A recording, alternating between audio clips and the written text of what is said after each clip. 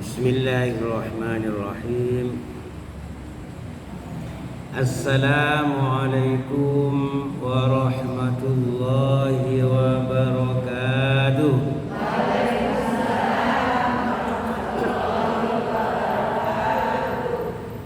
Alhamdulillah wassalatu wassalamu ala Rasulillah wa ala alihi wa sahbihi wa man tabi'ahu wa wala wa la hawla wa la quwwata illa billahi amma ba'du.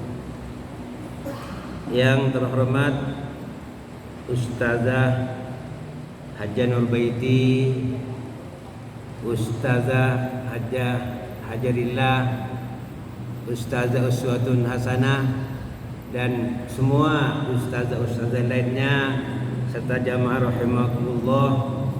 Alhamdulillah, kita bersyukur kehadiran Allah Subhanahu wa taala. Pada sore hari ini kita masih diberikan kesehatan. Mudah-mudahan terus sehat sehingga bisa beribadah dengan lebih baik. Amin ya rabbal alamin. Saudara-saudara kita yang masih sakit, mudah-mudahan segera disembuhkan oleh Allah. Banyak semuanya, kita doakan semoga cepat diangkat penyakitnya, keluarganya diberikan kesabaran untuk merawatnya. Al-Fatihah. A'udzu billahi minasy syaithanir rajim. Bismillahirrahmanirrahim. Alhamdulillahi rabbil alamin. Ar-Rahmanir Rahim. Maliki yaumiddin. Iyyaka na'budu wa iyyaka nasta'in. Ihdinas siratal mustaqim. Siratal ladzina an'amta 'alaihim ghairil maghdubi 'alaihim waladdallin.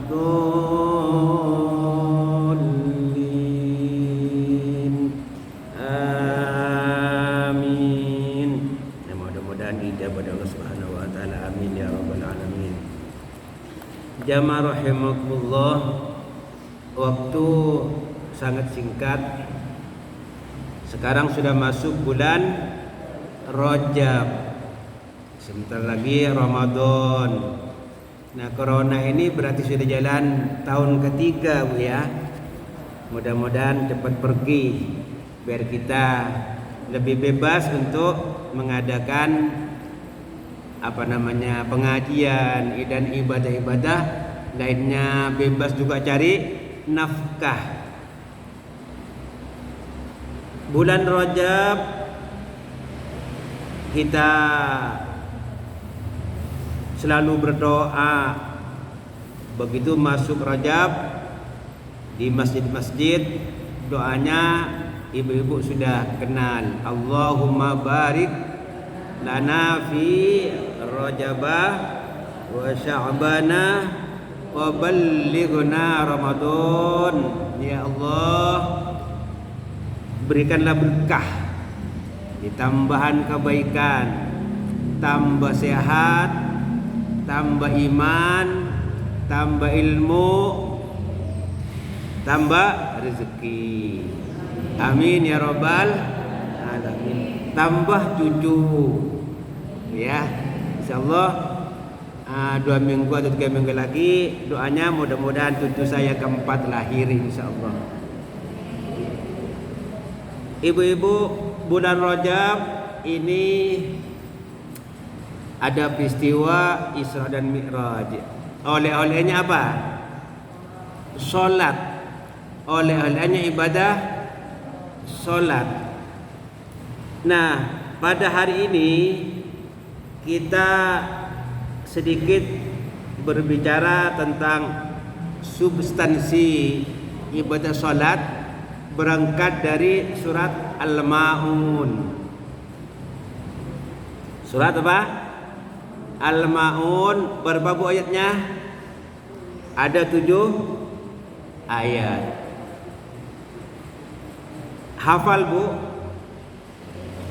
Insya Allah. Yang hafal, yang belum dihafalkan. A'udzu billahi minasy syaithanir rajim. Bismillahirrahmanirrahim. Ara'aital ladzi yukadzibu bid-din. Dadidu bukan dadidu, bukan bidin, din. Dadidu ujung lidah dan urat gigi atas. Ara'aital ladzi yukadzibu bid-din. Fadzadidu ujung lidah dan ujung gigi atas. Fadzalikal ladzi yad'ul yatim wa la yahuddu ala ta'amil miskin. Fawailul lil musallin alladzina hum an salatihim sahun. Bukan ada tempo do ketukan. An salatihim sahun alladzina hum yura'un wa yamna'unal ma'un. Ara'aital ladzi yukadzibu bid-din. Tahukah kamu siapa yang mendustakan agama? Kalau kita baca secara harfiah, apakah? Ra'aitah, kamu telah melihat, kamu telah tahu. Alladzi yukadzibu, yang mendustakan, bid-din, din, agama, din, jaza, balasan, din, hisab, perhitungan, dain, hutang. Jadi kata din biasanya di dalam bahasa Arab itu huruf dal, ya, nun biasanya mempunyai makna ada hubungan dua belah pihak, antara yang mulia dengan orang yang lebih rendah. Kalau din, agama, berarti hubungan Allah dengan kita manusia. Kalau jaza, din, jaza juga balasan dari Allah kepada hambanya. Dain, hutang, berarti ada yang memberi, ada yang menerima. Yang lebih mulia yang memberi. Jadi apakah kamu tahu, melihat siapa yang digolongkan orang yang mendustakan agama? Ibu-ibu, di sini ada pertanyaan. Tapi Allah itu sebenarnya Maha tahu, bukan ingin jawaban. Allah menggunakan pertanyaan. Kadang-kadang kalau guru sama murid itu dipancing dengan pertanyaan, bukan berarti gurunya tidak tahu. Itu metode. Di dalam Al-Quran, pertanyaan ini Allah gunakan untuk merangsang, mendorong bahwa yang akan dibicarakan itu sangat penting. Sangat penting. Kalau di dalam kebiasaan sehari-hari kita, ibu melihat ada anak-anak yang lari dekat jurang. Tahu nggak ada jurang? Ibunya tahu nggak ada jurang? Tahu, supaya anak ini hati-hati, itu ada jurang. Itu pertanyaan bukan berarti ingin mendapatkan jawaban. Itu biasa dalam kebiasaan kita sehari-hari. Juga Allah ini betapa pentingnya ayat yang akan diinformasikan, yang akan dikasih tahu, penting. Itulah makanya Allah mendahului dengan kalimat tanya. Tahukah kamu? Tahu enggak? Muhammad, tahu enggak yang mendustakan agama itu siapa? Yang mendustakan hari pembalasan itu siapa? Yang mendustakan hari perhitungan itu siapa? Jadi din bukan hanya semata-mata agama. Din juga seperti di Al-Fatihah, Yaumiddin, hari pembalasan, hari kiamat, hari perhitungan. Jadi kalau tidak percaya sama adanya pembalasan di hari kiamat, kan berarti kan tidak percaya juga sama agama. Ini Ibu ada latar belakangnya ini. Ada asbabun nuzulnya. Kita lanjutkan dulu.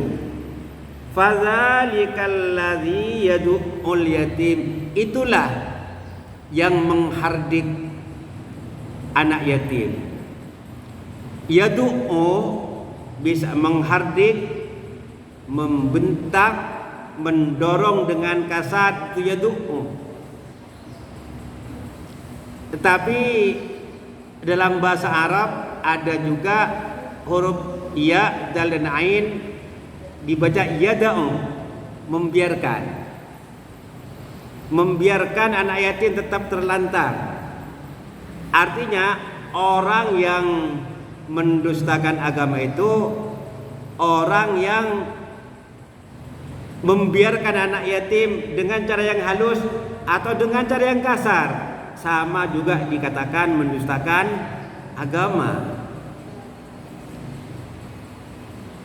Nah, asbabun nuzulnya banyak.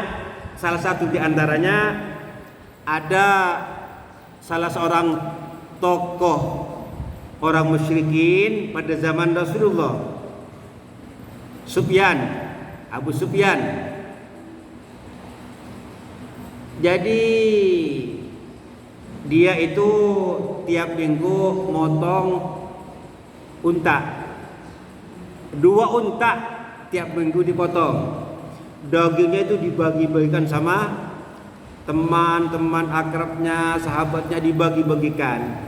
Muncullah anak yatim, Pak, tolong aku dibagi dagingnya sedikit saja. Lalu gimana? Si yatim itu diusir.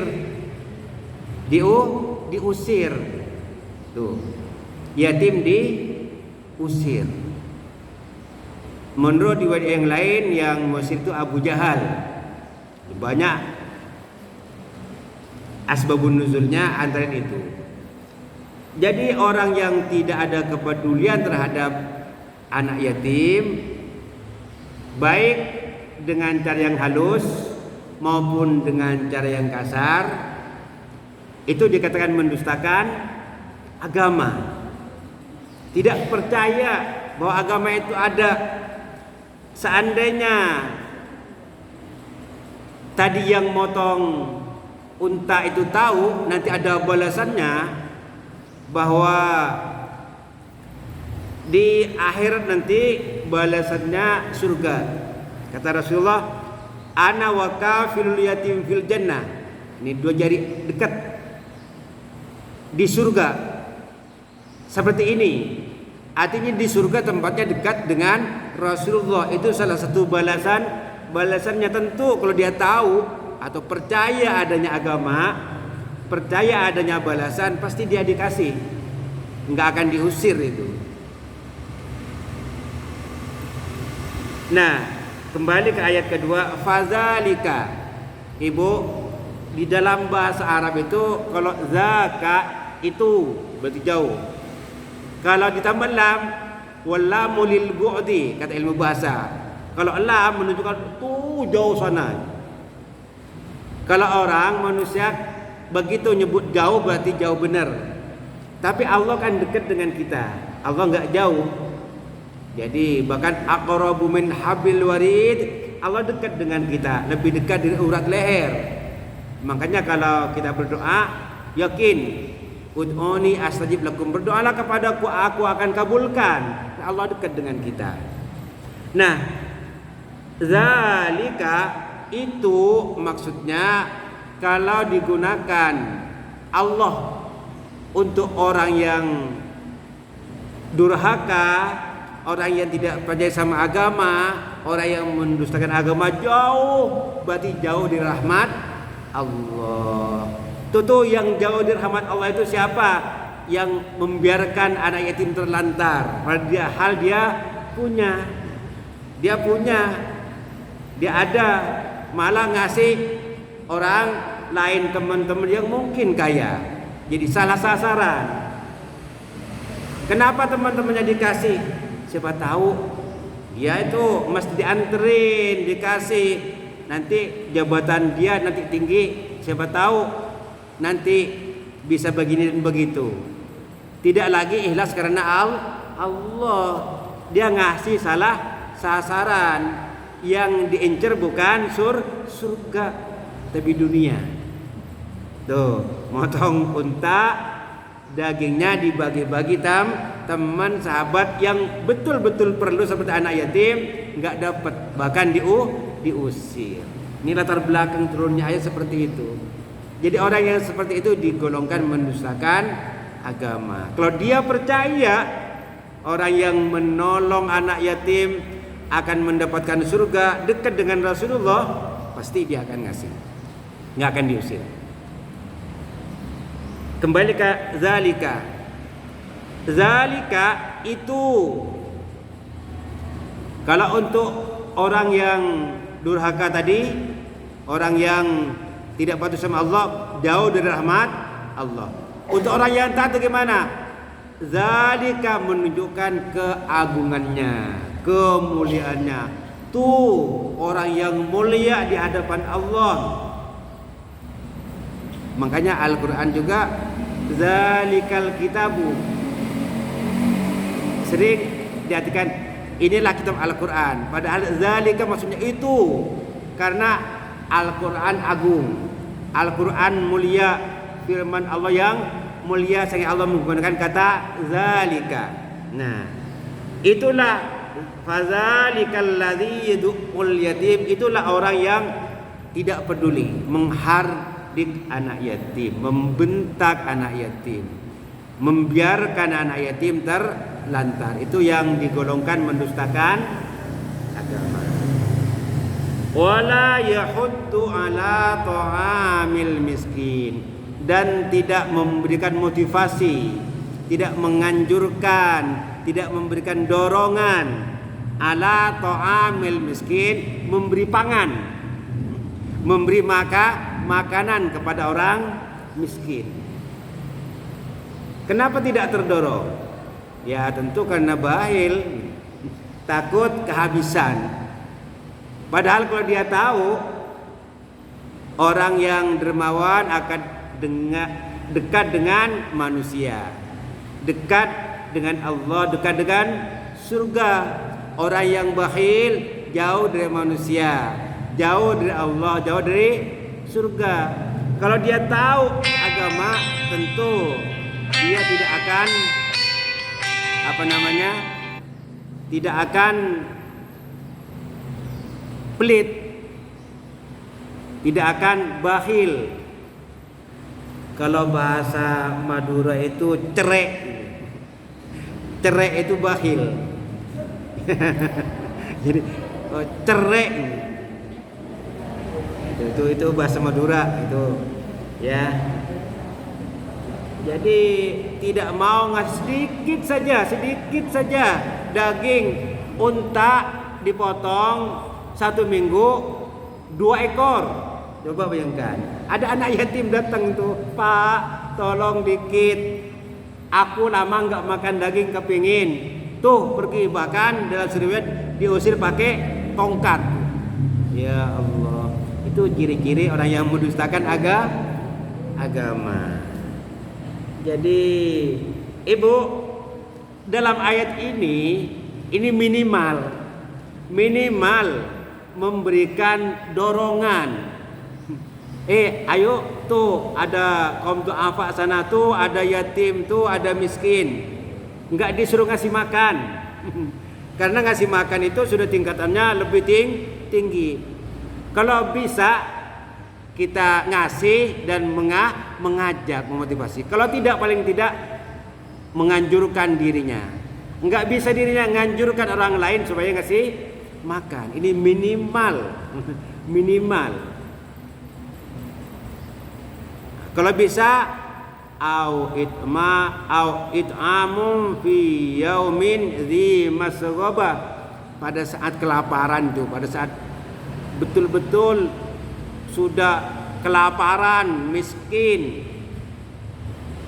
dia kondisi yang sudah susah mencari makan, pada saat itu kita ngasih. Nah, itu tingkatannya lebih tinggi.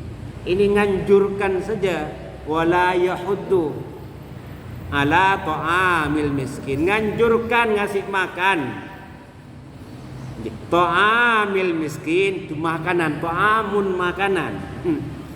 Jadi kalau kita renungkan, ta'amil miskin makanan orang miskin. Ingat, kamu makan tiap hari berapa kali? Ingat, ketika kamu makan, ada dalam makananmu hak orang miskin.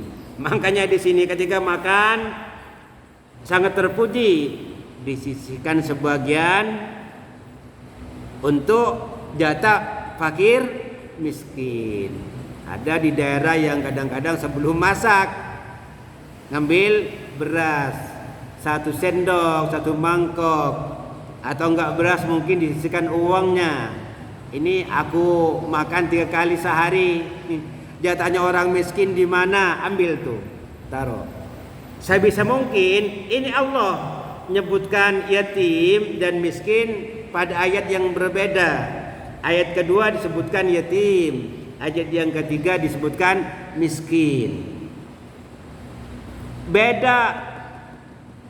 Kalau kita makan harta anak yatim zulman, innalladzina ya'kuluna amwalal yatama zulman innama ya'kuluna fi butunihim nara. Api itu, api yang kita makan. Hati-hati, jangan anak yatim nanti hak-haknya dimakan miskin, beda. Jadi kalau majelis menerima amanah, ini punya anak yatim, ini punya miskin, jangan hak anak yatim dikasih miskin. Pisah tuh kotak tuh, ini hak yatim, ini hak miskin, beda. Miskin, yatim ada batasnya. Hilang bapaknya, dia belum balik, itu yatim. Kalau sudah jenggotan, anak SMA bukan yatim lagi, Bu. Ya. Udah jenggotan, anak SMA sudah bukan yatim lagi. Hati-hati, karena itu amanah. Kasihan, jangan anak miskin dikasih hak yatim. Dan yatim ini tidak seluruhnya mustahiquz zakah. Kalau yatim meninggal bapaknya, hartanya banyak, perlu santunan rohani, ya. Kalau miskin sudah jelas dia berhak menerima zakat. Makanya saya nggak tahu di Azikria kalau masih berkumpul itu dipisah. Jadi dana yang memang yatim. Ingat dipilah-pilah, yatim jenggotan bukan yatim.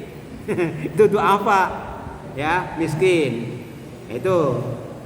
Ya, jadi beda ya. Kalau yatim itu meninggal bapaknya belum balik, ya. Kalau sudah balik, sudah bukan miskin tapi doa apa? supaya clear ini. ini penting. Jadi demikian pula ada amanah, Bu. Ada amanah nih, si keluarga si fulan meninggal, nitip ke Azikriyah umpama. Kalau orang sedekah, apa yang diinginkan? Pahala. Ya, supaya pahalanya mengalir. Yang meninggal sudah nggak bisa cari pahala lagi. Yang meninggal sudah tidak bisa ngaji, tidak bisa sedekah, lalu anaknya sedekah atas nama almarhumah. Kepingin dapat pahala. Itu jangan ditunda-tunda, segerakan. Jangan sudah tahun lalu sedekahnya masih dipakai tahun depan, mestinya dia sudah dapat aliran pahala, nunggu setahun gara-gara pengurus pengajian. Segerakan. Untuk apa? Apa saja kebutuhan pengajian, ya, supaya langsung bisa tersalurkan. Itu sedekah jariyah namanya. Ingin cepat dapat aliran. Oh, ini si fulan ini 1 juta dimasukkan ke majelis. Iya, udah simpen saja dulu. Mestinya bulan ini sudah dapat sampai dipakai tahun depan. Tahun depan baru ngalir pahalanya. Sama dengan Al-Quran. Taruh di masjid, wakaf, sedekah jariyah. Iya, ketika ada yang ngaji baca Al-Qurannya dapat. Kalau belum ada yang ngaji, ya belum dapat, belum dipakai, belum jariyah, belum ngalir. Begitu sedekah. Hati-hati jangan sampai orang yang ingin cepat mendapatkan aliran pahala tertunda karena tidak cepat dilaksanakan oleh penerima amanah. Ini hal yang sederhana. Baik. Jadi itu asbabun nuzul ayat 1, 2 dan 3 yang kita sebutkan tadi. Ada tokoh yang memotong unta tiap minggu, dikasih teman sementara anak yatim tidak dikasih, bahkan diusir. Itu digolongkan mendustakan agama, termasuk orang yang tidak ada kepedulian terhadap kaum du'afa, fakir, miskin. Jangankan ngasih, sekedar ngajak saja enggak. Ngajak saja yang nggak punya duit, yang ngajak saja. Ada teman yang kaya, ayo tuh di sana itu nggak bisa bayar uang sekolah umpamanya dan sebagainya. Ngajak saja. Tuh di sana mungkin nggak punya beras, ayo kita bantu. Ngajak saja kalau tidak punya.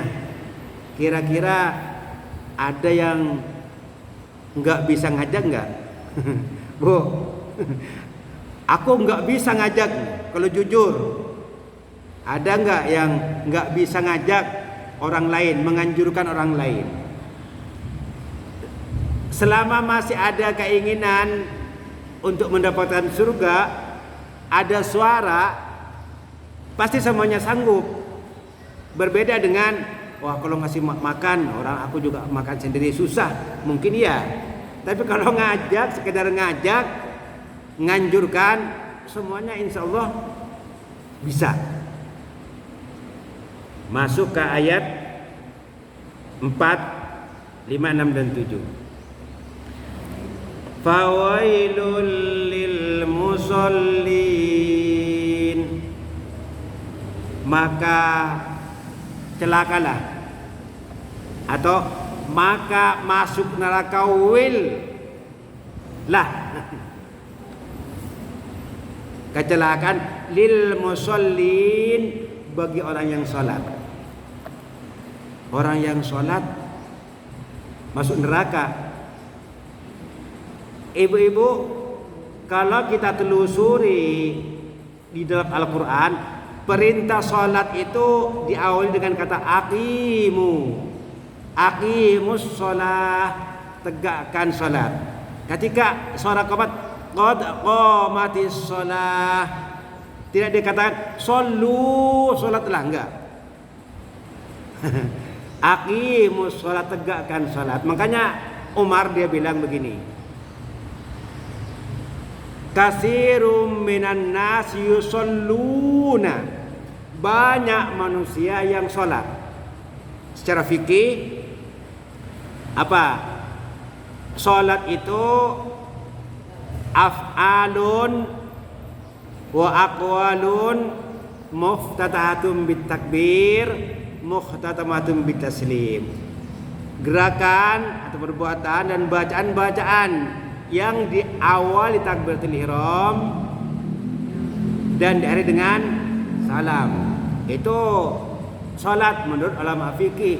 Yusalluna, banyak yang salat. Tapi kata Umar, wa qalilum minhum man yuqimus salat. Tapi sedikit orang yang menegakkan salat. Yuqimus salat sedikit. Yang yusalluna banyak, tapi yuqimus salat itu sedikit. Ibu-ibu, kalau definisi salat menurut fikih tadi, gerakan perbuatan yang diawali dengan takbiratul ihram dan diakhiri dengan salam. Bu Pro ini, Bu Pro, ya, enggak. Saya mata enggak begitu jelas. Pakai masker semuanya gitu. Ya, Ini nggak kelihatan. enggak kelihatan. Ya Ustazah, Bu Pro, ini definisi tadi saya tanya sama Bu Pro. Kalau saya naik panggung, Allahu Akbar, langsung nyanyi dangdut, joget, langsung Assalamualaikum warahmatullahi wabarakatuh, masuk dalam definisi tadi enggak? Orang yang diawali bacaan-bacaan, gerakan-gerakan yang diawali dengan takbiratul ihram, ada takbirnya enggak tadi? Ada ucapannya ada enggak? Ada gerakannya enggak? Ada salamnya enggak? Kok bukan? Bukan salat. Enggak jujur berarti. Berarti salah definisinya. Membuat had, definisi ta'rif harus jami' dan mani, kata ilmu mantik itu. Jami' mencakup keseluruhannya, mani melarang masuknya yang lain kepada definisi itu. Ini tadi berarti nyanyi Allahu Akbar, langsung nyanyi dangdut, joget, terus turun Assalamualaikum warahmatullahi wabarakatuh. Masuk. Ya. Masuk. Berarti definisinya. Tapi saya tidak menyalahkan ulama fikih. Banyak definisi yang lain. Kalau saya tambahkan af'alun mahsusatun wa aqwalun mahsusatun muftatahatun bitakbir muhtatamatun bitaslim. Gerakan bacaan yang tertentu sesuai dengan tuntunan Rasulullah, yang diawali dengan takbir dan diakhiri dengan salam. Nah, sekarang tanya lagi, perbuatan saya tadi di panggung masuk enggak dalam definisi ini? Tidak masuk, karena Rasulullah enggak pernah ngajarin dangdut. Ya. Jadi gerakan tertentu, bacaan tertentu yang diawali dengan takbiratul ihram dan diakhiri dengan salam. Tertentu tadi itu maksudnya sesuai dengan tuntunan Rasulullah. Itu yusalluna, sah enggak salatnya? Rukunnya sudah, Ustazah. Syarat sahnya sudah. Secara fikih salatnya sah enggak? Sah. Artinya dia sudah melaksanakan kewajiban karena syarat sahnya salat terpenuhi. Rukunnya salat terpenuhi dari takbiratul ihram sampai salam. Salatnya sah. Sah. Salatnya sah, dia sudah tidak berdosa. Salatnya secara hukum sah, dan salat yang seperti itu juga sudah mendapatkan pahala. Untungnya juga dosa dihapuskan. Kata Rasulullah, orang yang salat 5 waktu seperti mandi 5 kali sehari, yamhullahu bihinnal khotoya, dosanya dihapuskan itu semuanya. Amin ya rabbal alamin. Apakah itu sudah masuk yuqimus shalah? Belum. Ya, baru sholat. Belum yuqimus shalah. karena substansi salatnya belum kelihatan. Jadi kalau tadi itu sudah masuk sebenarnya qad aflahal mu'minun alladzina hum fi salatihim khashi'un. Orang yang khusyuk salatnya itu untung. Orang yang salatnya khusyuk untung.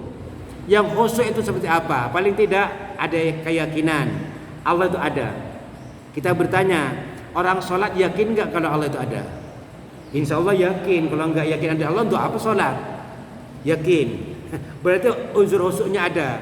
Yang kedua, yakin bahwa dia sedang komunikasi dengan Allah. Karena dia komunikasi dengan Allah, maka dia mengagungkan Allah, memuliakan Allah, menghormati Allah. Buktinya apa? Di dalam sholat, Bu, itu lengkap penghormatan yang dilakukan manusia. Ada orang menghormati manusia apa? Berdiri. Ada menghormati manusia kayak orang ruku. Ada yang menghormati manusia duduk.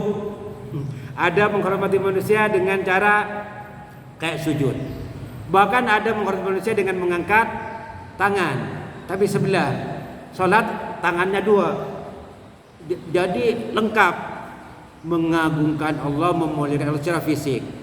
Sehingga dia merasa fisik hadir di hadapan Allah, kemudian hati juga hadir. Itu wujud penghormatan kita kepada Allah. Nah, orang seperti itu melaksanakan karena adanya keyakinan bahwa Allah ada. Adanya keyakinan bahwa nanti di akhir ada pembalasan. Alladzina yazunnuna annahum mulaqu rabbihim. Jadi ada komunikasi dengan Allah. Alladzina yazunnuna annahum mulaqu rabbihim wa annahum ilaihi raji'un. Dia akan kembali kepada Allah. Mau mati? Mau mati.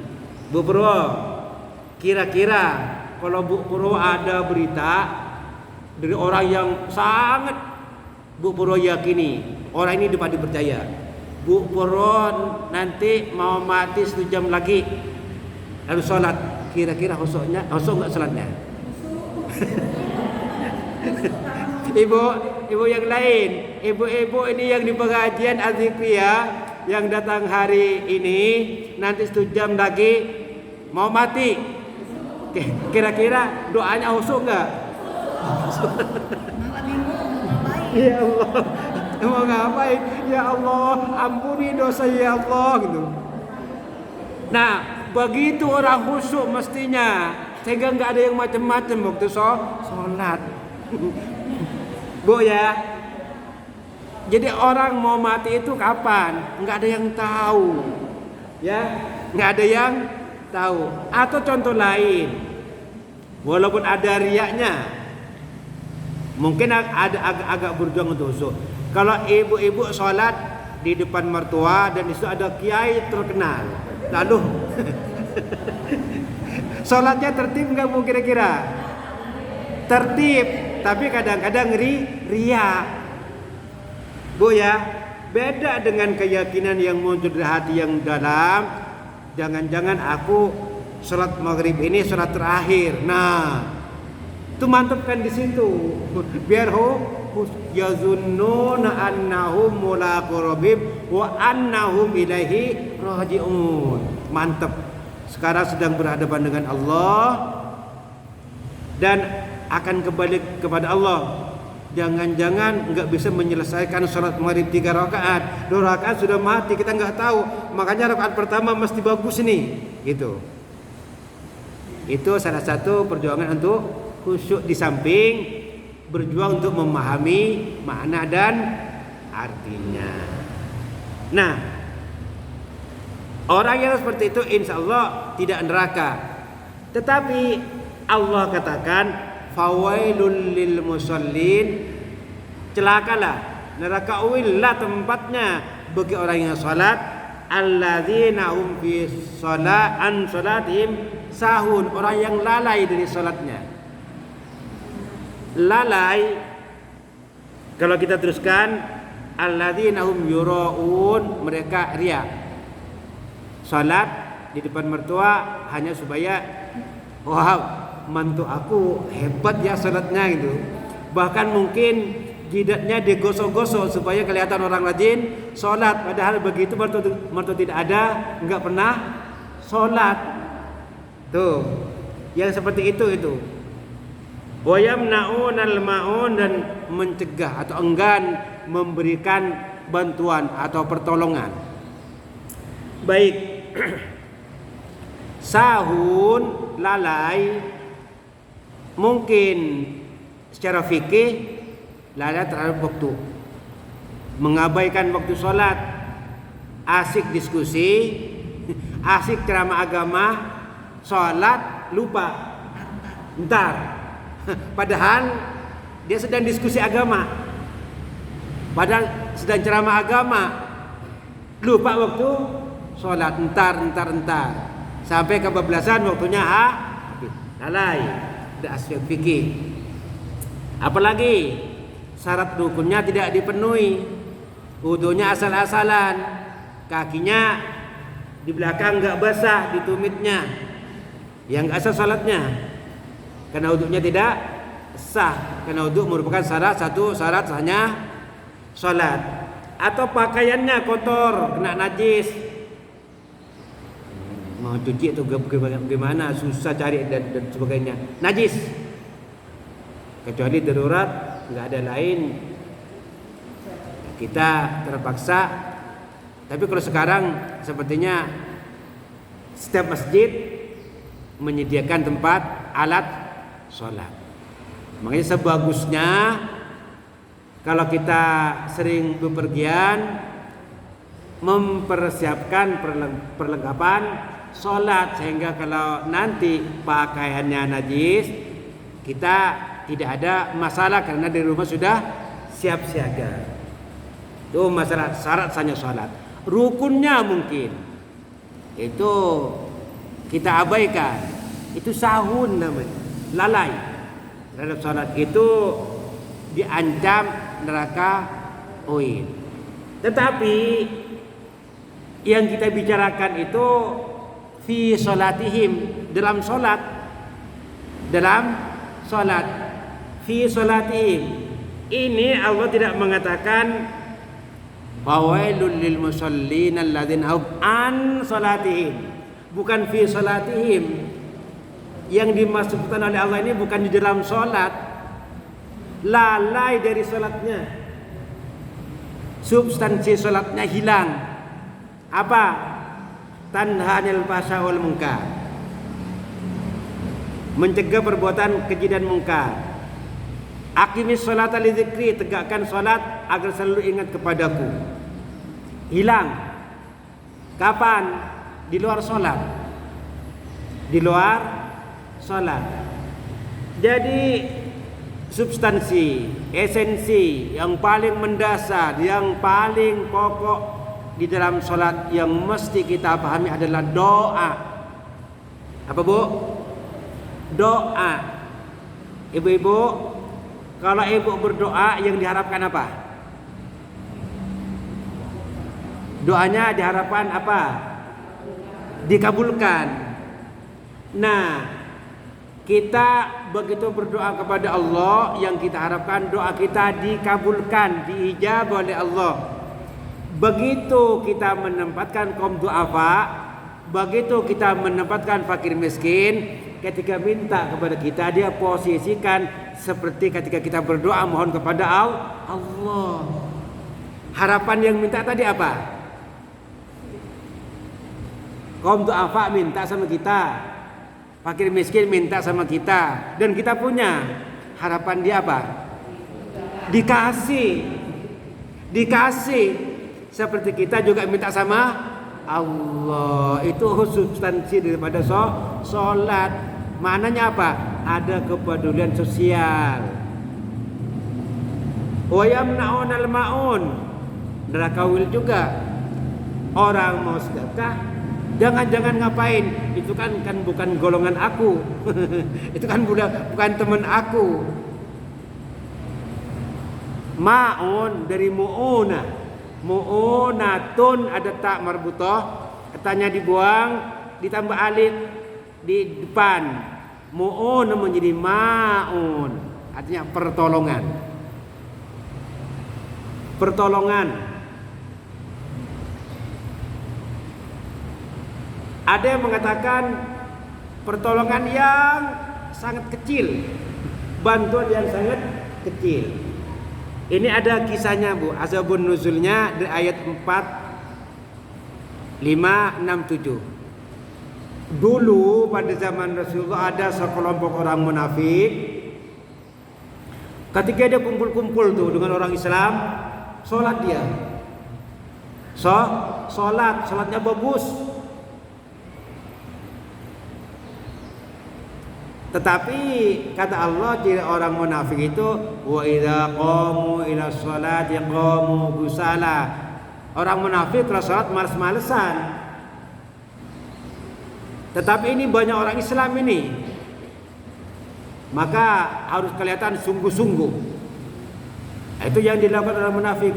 Begitu tidak terlihat oleh saudara-saudaranya muslim lainnya, ada di rumah enggak sholat dia. Enggak sholat.